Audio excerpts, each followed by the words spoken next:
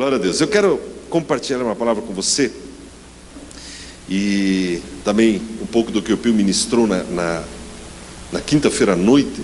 Eu gostaria que você abrisse o Evangelho de João, capítulo 6, versículo 6. Evangelho de João, capítulo 6, versículo 6. E ainda teve o aniversário do GPL essa semana, que foi comemorado, parece festa persa, né? Que teve aniversário na quarta-feira à noite. Não, foi na terça, hein, GPL? Teu aniversário foi terça? Tu que ele ali. Teu aniversário foi terça? É que ele está comemorando tanto, né? Foi quarta? Quarta no caminhão, no ônibus. Quinta-feira, depois da ministração, teve bolo ainda, né? Eu não sei, vai ter bolo hoje também, GPL, ou não? Vamos ter que continuar. É a semana de festa, parece lá como é que é o nome do rei da semana passada? Assuero, né? 180 dias de festa, né? Graças a Deus, semana abençoada, semana abençoada. João, capítulo 6, veja o que está escrito no versículo 6. Diz assim: ele perguntava isso somente para o testar, pois já sabia o que ia fazer. O tema, o título que eu quero falar é exatamente essa frase. Ele já sabia o que ia fazer. Jesus já sabe o que vai fazer com a sua e com a minha vida. Não tem escapatória. Ele já sabe o que vai fazer. Vamos ler alguns versículos desse texto. Todos nós somos doutores nesse assunto da multiplicação dos pães, mas eu creio que tem pérolas para nós aprendermos nessa manhã sobre esse assunto. A Bíblia diz, a partir do versículo 1: depois dessas coisas, Jesus atravessou o mar da Galileia, que é o de Tiberíades, e grande multidão o seguia, porque tinham visto os sinais miraculosos que ele operava na cura dos enfermos. Então Jesus subiu ao monte e assentou-se ali com seus discípulos. A Páscoa, a festa dos judeus, estava próxima.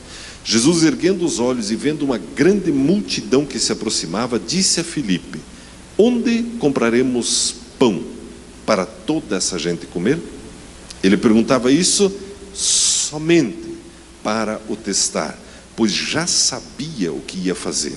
Respondeu-lhe Filipe: 200 denários de pão não bastariam para que cada um deles recebesse um pedaço. Outro dos seus discípulos, André, irmão de Simão Pedro, disse: está aqui um rapaz que tem 5 pães de cevada pequenos e 2 peixinhos. Mas o que é isso para tantas pessoas?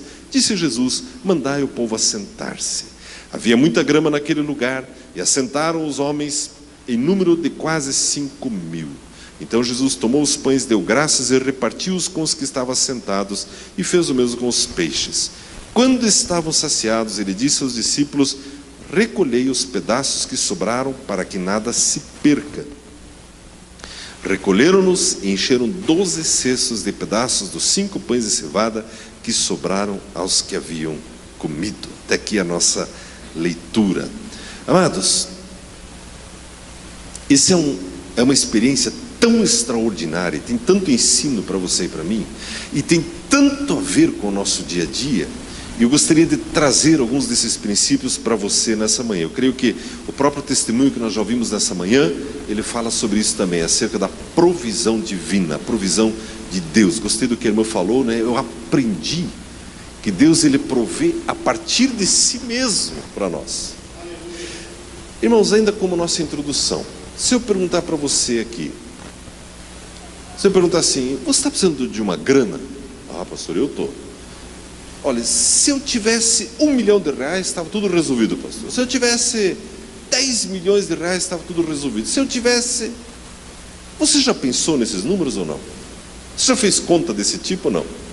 Ah, se eu tivesse isso, então estaria resolvido. Você já fez conta assim, não? Já fiz.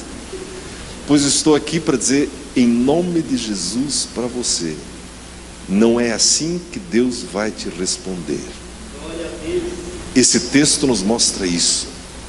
Ah, irmão, então você está acabando com todo o curso de finanças e tal? Não, pelo contrário. Estou valorizando uma boa gestão financeira. Tudo isso é perfeito. Só que a provisão não vem da loteria, não vem de uma conta bancária gorda, ela vem de Deus. E esse texto nos mostra isso. Amados, em primeiro lugar, o texto mostra que havia uma situação de crise instalada. De todos nós que estamos aqui, um e outro já passou fome na vida, mas a maioria de nós nunca passou fome na vida, e fome, não é isso que se tem à meia-noite, que se quer comer lá um frango que está na geladeira que sobrou do almoço, isso é gula, isso não é fome. Mas a maioria de nós nunca passou fome. Alguns passaram, e quem passou fome entende melhor um texto como esse aqui. Ainda mais se os seus filhos também passaram fome, você entende melhor ainda esse texto. Porque o texto fala que o povo estava ali há 3 dias com Jesus e o estômago estava roncando. Como diz, outro dia eu vi um vídeo do Marco Luque, me perdoe, mas eu achei muito bom. Ele falou o seguinte, ele falou, aí galera, fitness, você acha que os mais fortinhos, eles não treinam, Eu descobri que o estômago é um músculo. É uma bexiga vazia, então eles ficam exercitando o músculo e tal. E ele, enfim, deixa para lá, depois você procura lá na internet. Mas fome, amados, angústia, e de ver os filhos com fome, você entende melhor esse texto. Você entende melhor esse texto. Fato é que havia uma crise instalada, e talvez alguns estejam passando, como a irmã falou, olha, faltava 1 ano para aposentar, perdeu o emprego.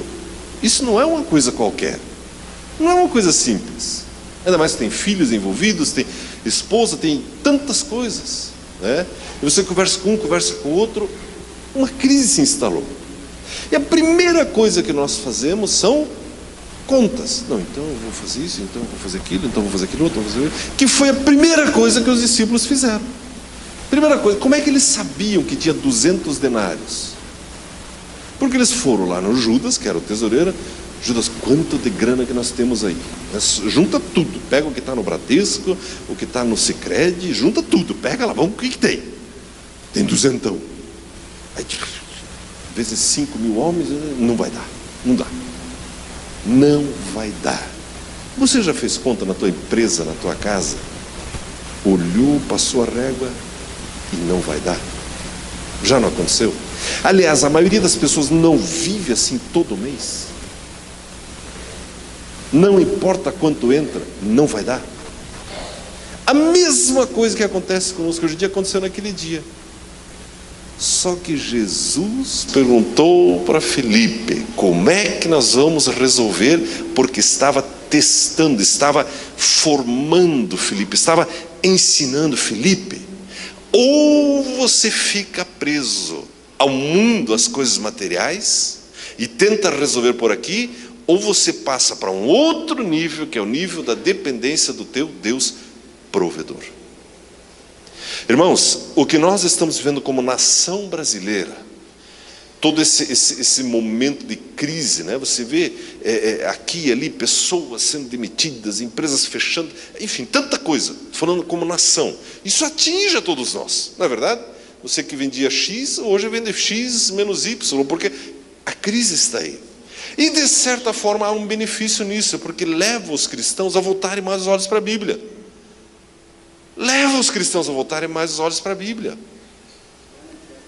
E é interessante que Jesus, ele pergunta, Filipe, como é que nós vamos resolver? Pois é, Jesus, eu não sei, vamos fazer conta, olha, porque se eu emprestar desse, e talvez daquele, não tem jeito.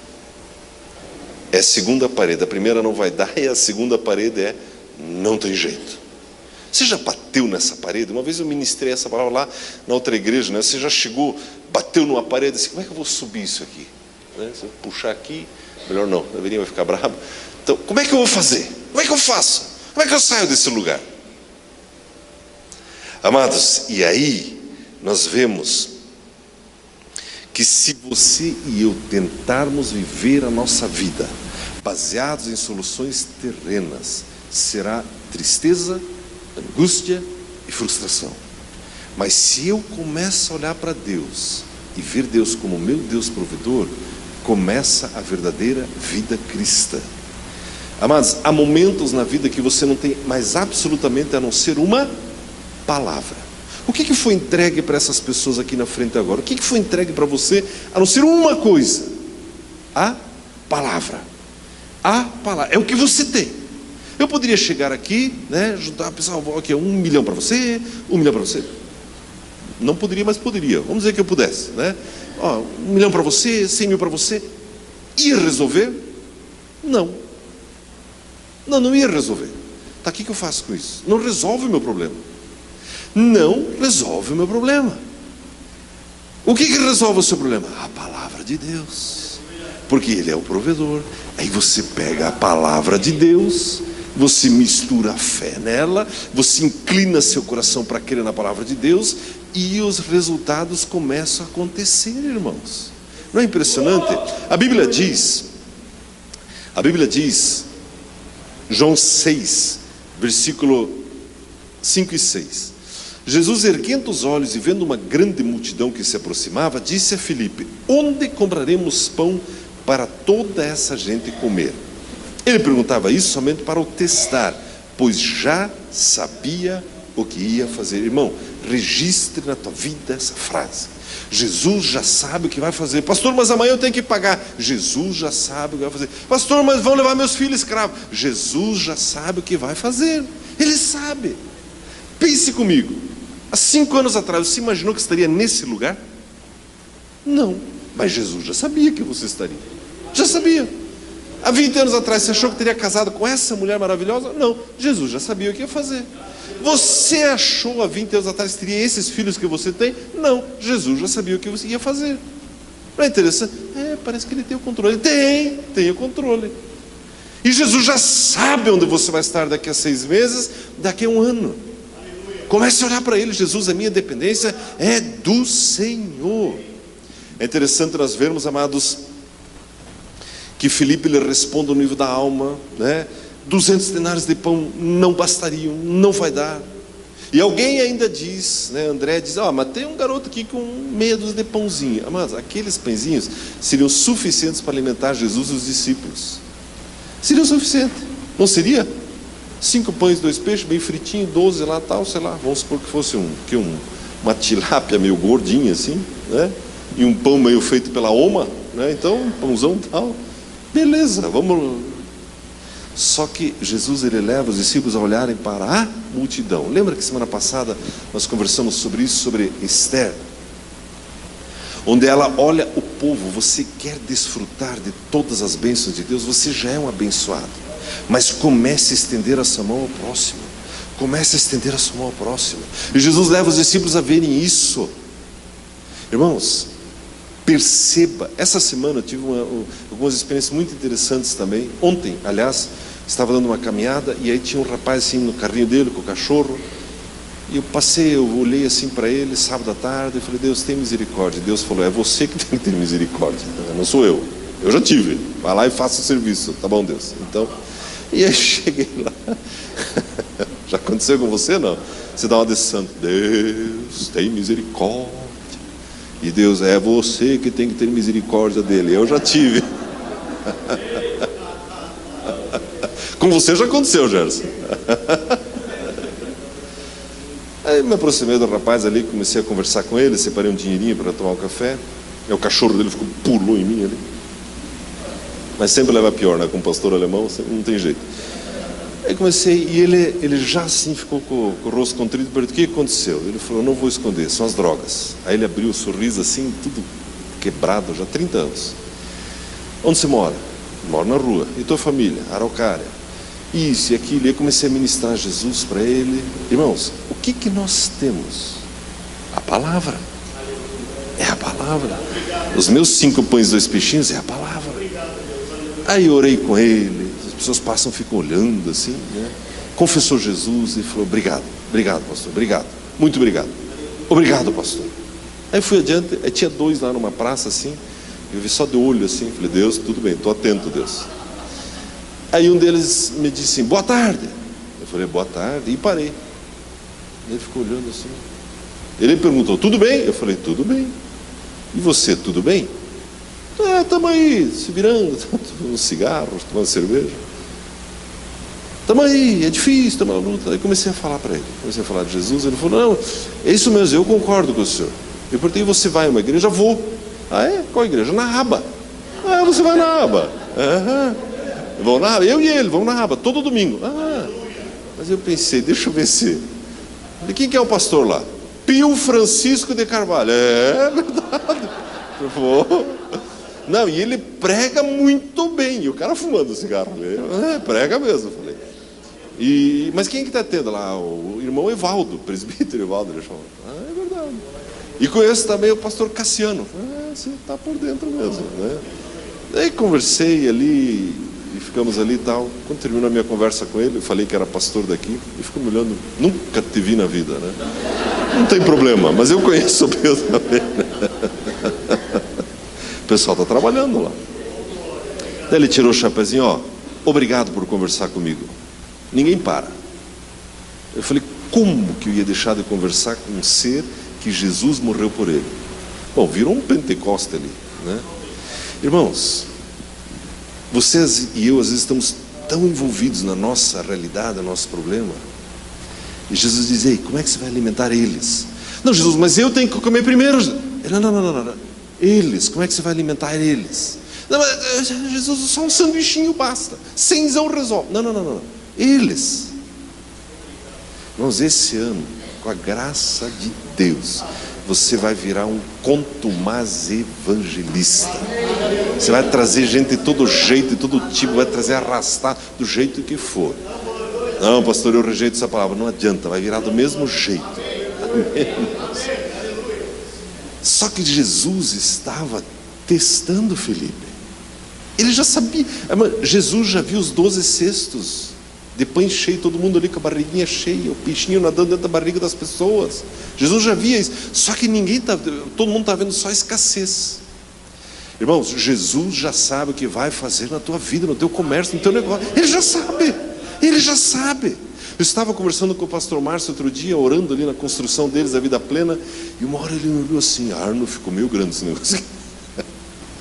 O pastor, ele se anima a fazer coisa grande, e e agora? E cadê o povo? Deus vai mandar. Vai encher, acho que são 4.000 e tantos lugares, quando ficar tudo pronto. Deus vai mandar, porque Ele já sabe o que vai fazer. Amém, irmãos? A Bíblia diz, em seguida, no versículo 10, disse Jesus, mandai o povo assentar-se. Irmãos, quando Jesus manda sentar, preste atenção, porque o milagre está para acontecer. Isso nos sinaliza, irmãos, que por mais aflito que você e eu sejamos, as mães que estavam ali, os pais que estavam ali, preocupados com seus filhos com fome e consigo mesmo com fome, Jesus diz, agora sente. É aquela paradinha assim, aquela parada na vida que freia tudo, Deus vai falar alguma coisa. Irmão, assente-se um pouco mais com a tua Bíblia. Gaste um pouquinho mais de tempo em oração. Leia um pouco mais a Bíblia. Jesus está mandando, assente-se. Irmãos, quem que lê a Bíblia andando, correndo para lá e para cá? Quem que lê a Bíblia assim? Não, pastor, mas eu tenho um aplicativo no meu iPhone que eu ponho aqui na orelha e passa pelo cérebro e eu já posso fazer minhas coisas e vou... Manda o povo se sentar. Irmãos, eu me lembro de um empresário querido. Eu perguntei uma vez, como é que está a tua vida de oração? Eu falei, não, eu oro no trânsito, quando eu estou indo para a empresa eu vou orando e tal. Oração relâmpago, oração super Nescau, oração micro-ondas, tudo isso é bom, mas Jesus diz, mande o povo se sentar. Vai receber o grupo familiar na tua casa, né, e está correndo, e prepara a cadeira, e prepara o churrasco, e prepara isso, e prepara mais aquilo, e prepara não sei o que, prepara vídeo, prepara filme, manda trazer um piano, um órgão para ter um louvor. Estão chegando, estão chegando, já entra. Para um pouquinho antes. Deus, hoje vai acontecer milagre nessa reunião. Na minha casa, a arca está chegando. Você sabe que o grupo familiar é a arca, é a presença de Deus, né? Ela vai indo de um lado para o outro. E de repente amanhã é o dia que eles vão na tua casa.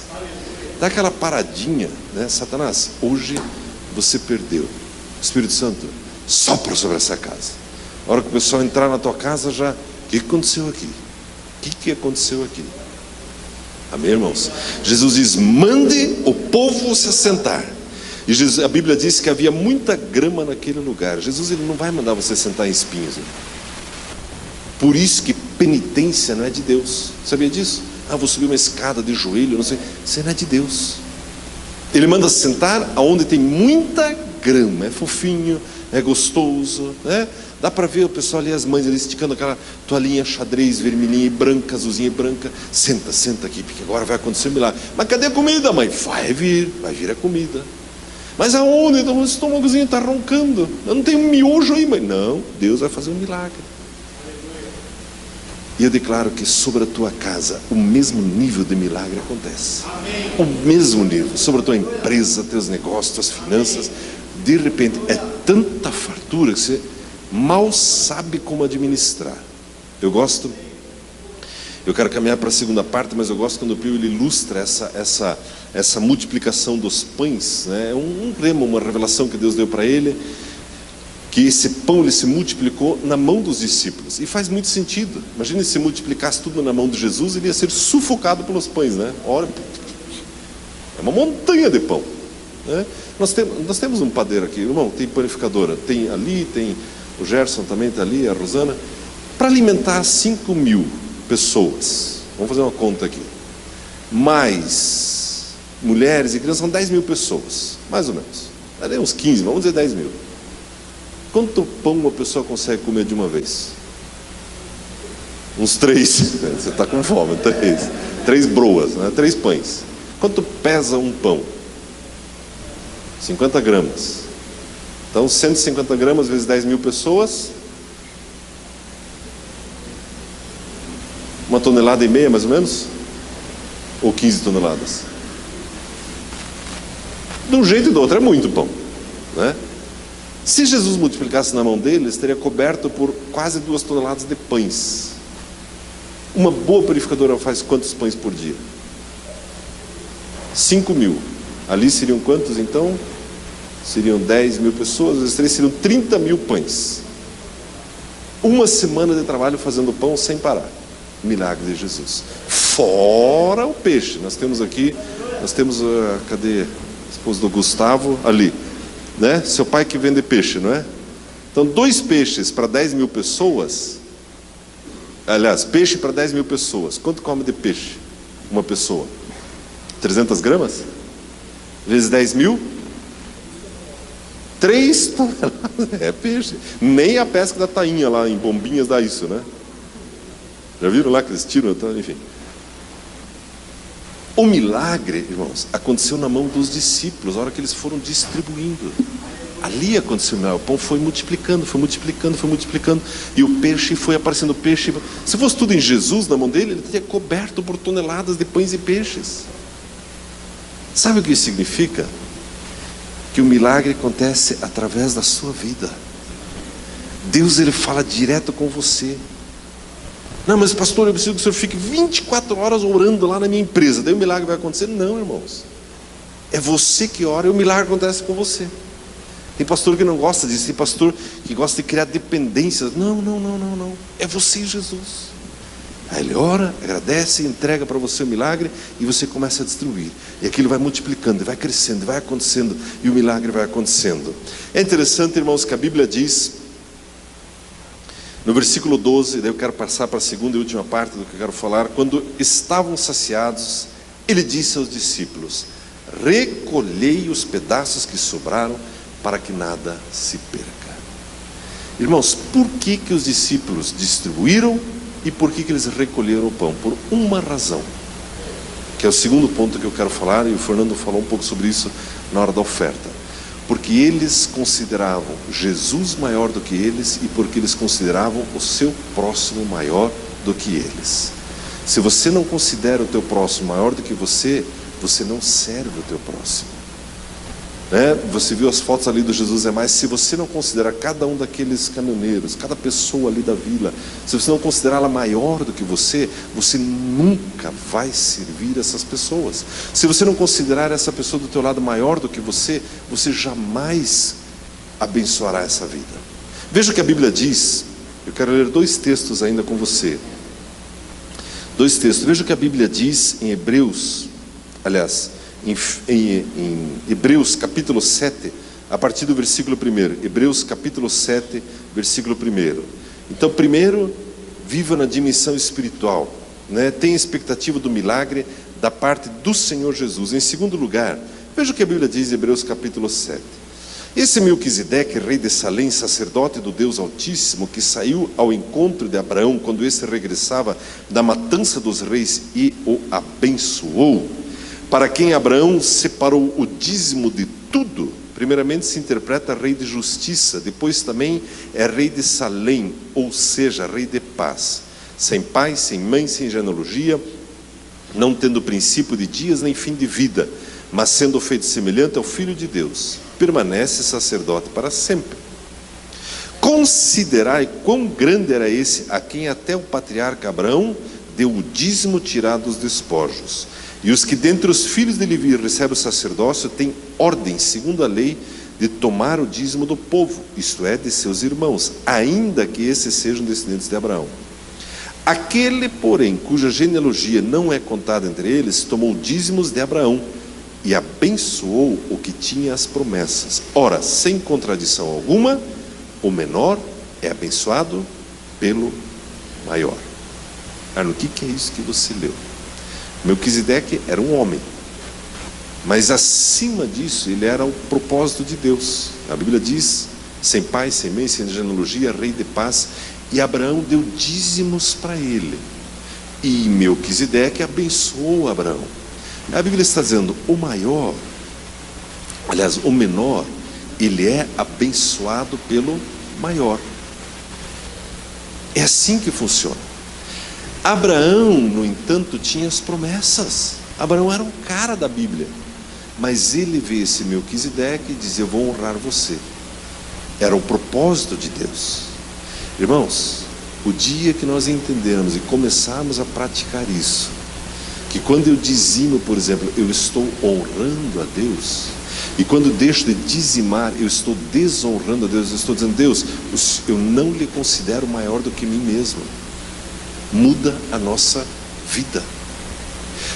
O momento que a esposa começa a olhar para o seu marido como sendo maior do que ela, muda o casamento. A hora que o marido vê a esposa como maior do que ele, muda o casamento. Por que existe tanta intriga, tanta confusão? Porque todo mundo quer ser o maior. Não é verdade? Só que a Bíblia mostra bem ao contrário. Faça o seguinte, considere o outro superior. Coloca Filipenses 2:3, por gentileza. Considere o outro superior a você. Diz assim, nada façais por contenda ou por vanglória. Nada. Não, eu vou abrir minha igreja aqui e vou falar mal do pastor lá. Não faça isso. Mas com humildade, cada um considere os outros superiores a si mesmo. Irmãos, isso aqui vai mudar a sua vida, a minha vida. Você se relacionar com pessoas, vendo elas como maiores do que você, não importa se ele está morando na rua ou se ele mora num palácio. Considere o outro superior a si mesmo. Voltando para os discípulos da multiplicação dos pães, por que eles distribuíram os pães? Porque eles consideraram Jesus maior do que eles. Sim, Senhor, vamos fazer. Por que eles recolheram os pães? Porque eles consideraram Jesus e as pessoas maiores do que eles mesmos. Vamos servir. E se você olha a trajetória dos apóstolos, dos discípulos, a vida deles consistia em servir pessoas. O próprio Jesus disse, eu não vim para ser servido, mas eu vim servir. Eu vim servir. Irmãos, nós como cristãos podemos estabelecer uma outra realidade no Brasil. Hoje existe um negócio, eu não sou contra, pelo contrário, sou a favor de direitos trabalhistas. Direitos trabalhistas, não direitos de advogados. Amamos os advogados também, né? Amamos todos eles. Mas criou-se uma cultura, a pessoa trabalha numa empresa, ela sai imediatamente, aciona na justiça, e normalmente calcado em mentiras. Não é assim? Eu me lembro quando eu trabalhava no Bradesco, já faz um tempinho lá atrás. Faz tempo já. Nós já namorávamos? Então já era uma época bem boa, então, né? Nós trabalhávamos no Bradesco. E quando eu saí, era praxe. Fiquei lá uns 2 anos trabalhando lá. E daí você vai acionar, por quê? Não, porque tem que tirar algum dinheiro deles. Não, mas o que eles combinaram comigo, eles fizeram. Por que eu vou acionar o banco? Não, porque é um banco que tem dinheiro. Não. Não. Irmãos, eu não estou dizendo que talvez você foi injustiçado, vai lá, fala com o advogado. Mas fuja dessas armadilhas de querer os seus direitos que não existem. Nós tínhamos que fazer um sindicato ao contrário, eu acho. Como assim, Arno? Os funcionários que querem indenizar a empresa pelo que roubaram da empresa. Já pensou? Vai fazer rescisão lá, o Regis, lá na empresa. Aí os caras estão tudo para baixo, acho que ele vai nos acionar a justiça. Ele diz, viu pessoal, eu usei a internet sem poder de vocês, eu um dia levei clipes para casa, eu também cheguei atrasado, não marquei no meu cartão ponto, eu também demorei demais na hora do almoço, então faz a conta aí, quanto que eu devo para vocês? Aonde? Vamos abrir um sindicato assim, não? Irmãos, o que eu estou querendo chamar a sua atenção, Arno, isso é muito radical, mas nós estamos aqui para servir pessoas e não sermos servidos. Considere os outros superiores a você mesmo.